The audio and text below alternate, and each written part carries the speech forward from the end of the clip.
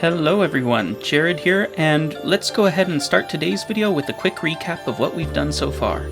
We began in Shanghai, and then spent 2 days in Nanjing, where our trip unfortunately wasn't very fruitful, and next we were off to Luoyang for a little more than a day, before heading off to our next destination. Leaving Nanjing and off to Luoyang. Mine's not with it yet. Still recovering from being sick. The train ride from Nanjing to Luoyang ended up taking over 3.5 hours. We eventually arrived in Luoyang, where we proceeded to take a taxi to our next hotel. So when we got there, we dropped off our luggage before heading out and searching for some place to eat nearby. And the place that looked most appealing to us, based off of the research I'd done on an app, turned out to be this restaurant here, Toscano Cafe.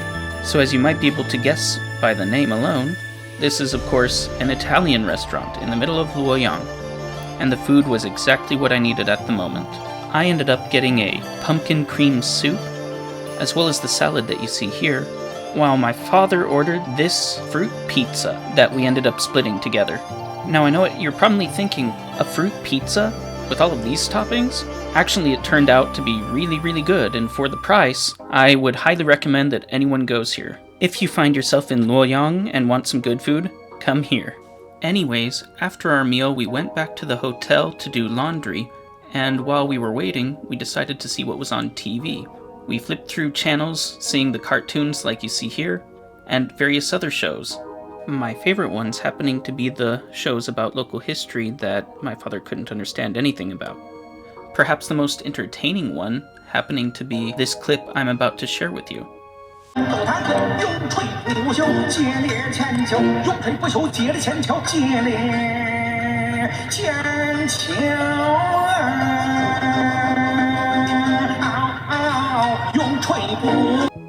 Did you enjoy that clip from the musical? There ended up being a wide variety of interesting shows and movies that happened to be on at night in our hotel room. And while my father was sleeping, this was one of the movies that I was still watching while he was trying to sleep. Sometimes I wish Chinese movies would be more prevalent here in the US.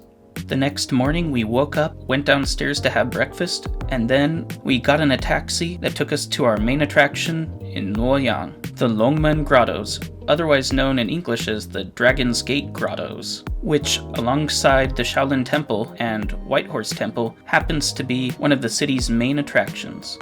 Okay, we've just arrived at the Longmen Grottoes. It costs $90 per person to actually go inside, so make sure that you bring 180 at least, because that's just to go in. That excludes taxis, which may or may not actually give you the price you should have for getting to this place in the first place.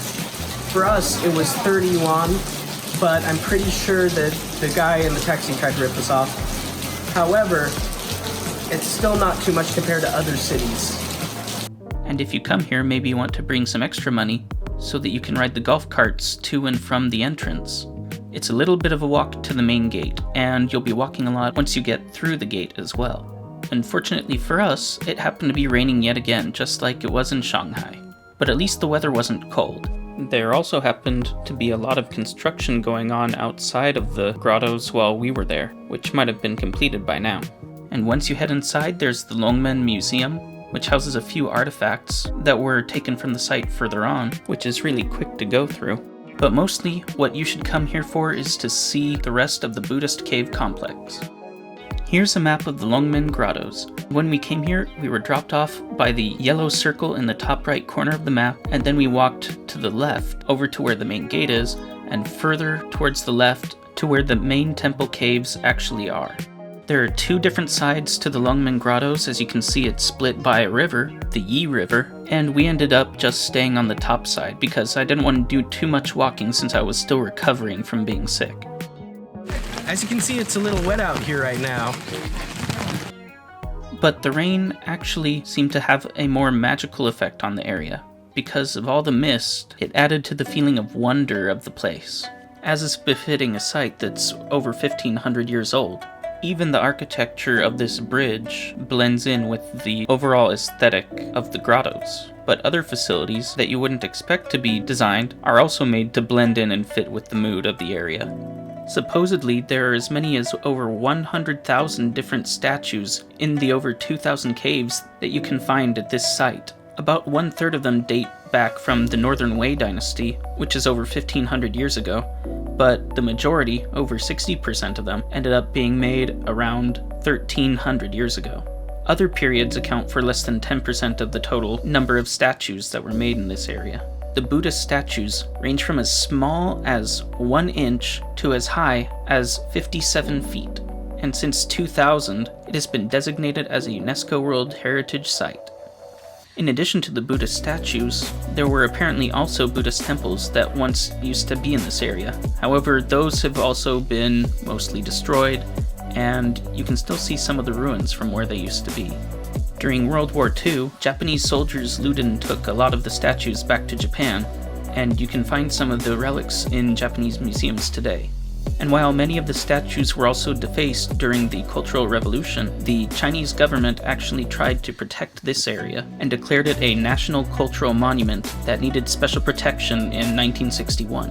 Apparently, many of the statues, if not all of them, used to have paint on them, but over the centuries all the paint has faded away. However, if you're someone like me and you enjoy going through all these ancient cultural and religious sites, particularly grottos like this, then you should know that there are actually 2 other grottos in China that are famous tourist attractions as well. One being the Yungang Caves in Datong, which is in Shanxi province, as well as the Mogao Caves near Dunhuang in Gansu province.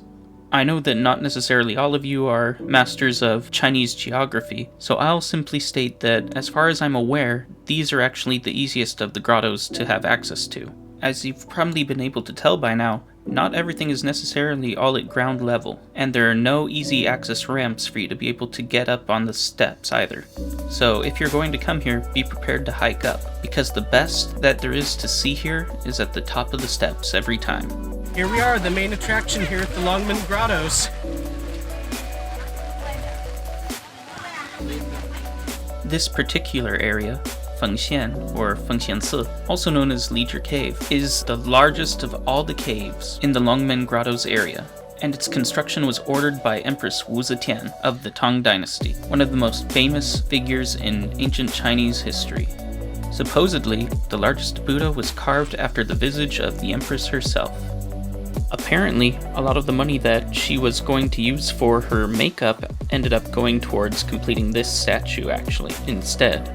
Imagine having so much money dedicated just towards makeup, and then choosing to instead spend it on all these statues. You'd probably want one of these statues to look like you as well, after donating that much money. At this point, we felt that we'd already seen the best that there was to see at the grottos, and that if we were to be feeling better for the next day, we might as well start heading back. So we headed back down the steps, and rather than walk back, we decided that we were going to try the boats. Now we're taking the boat back from the end to the front of the grottos. It costs about 25 yuan for you to be able to do this per person. And it's much nicer than having to be out in all the rain walking back. And the view from here doesn't hurt either, as it truly gives you an idea of the scale of how large the grottos really are. And while the river ride back was pleasant enough, I should note very quickly that transportation from the grottos back to Luoyang proper is not necessarily very easy. So make sure you book a return ride, otherwise you may be stuck outside waiting trying to get a ride for an hour like we were, and that wasn't fun in the rain. And yet again, we decided it was time for us to look around and see what restaurants Luoyang had to offer. And where we ended up at was this place, a Chinese Muslim noodle restaurant, where everything was made fresh, from scratch, by hand. And you get to see what a little bit of that process was like at the end stage. From preparing the dough, turning it into noodles, stretching out the noodles and dropping them into the pot to cook them, then taking them out, putting them in the bowl, including the soup, along with all the other condiments and ingredients, before serving them up for us to enjoy. Alright, so we are at a, Qinghai restaurant, which is the province between Tibet and Sichuan, to the north between the two. And right here what we have is 2 different noodle dishes. My father opted for the less spicy peanut noodle dish, whereas I went for the spicier beef noodles with pickled vegetables. And while normally I really enjoy spicy dishes, I actually preferred my father's less spicy noodles more. Time to go ahead and try it. So first, I'm gonna go ahead and mix it around. This is the pickled vegetables that I talked about. Then we have some spicy chilies in there too. Green onion, got some cilantro, a little bit of beef. Here we go.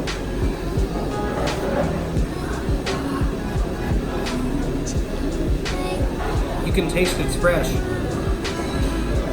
I'd forgotten to take a picture of the outside of the restaurant while we were there, so after a quick search on the internet, I was able to find a picture of the same chain restaurant, so now you'll be able to identify it yourself. And so, with our meal concluded, we headed back to the hotel and began to watch more Chinese television. And once again, we found that there were more musicals, and it ultimately appeared to be some kind of children's television program. Maybe someday someone can tell me exactly what I was watching here. But anyways, that's how our trip in Luoyang came to an end. This is becoming a common thread with all of the cities that we travel to, but I quickly realized that the time that I spend in cities like this one are not enough. There were plenty of other sights for me to see, and we'd already booked everything accordingly. Of course, I wasn't able to see the famous Shaolin Temple, which would have been a day trip out of the city that we didn't ultimately have time for. And just like with Shanghai and Nanjing, I hope that one day I'll be able to go back and see more of what there is here in Luoyang. Thank you again for watching this video. Please comment down below what you thought about this video. Also, please like and subscribe to the channel, and look forward to seeing future videos.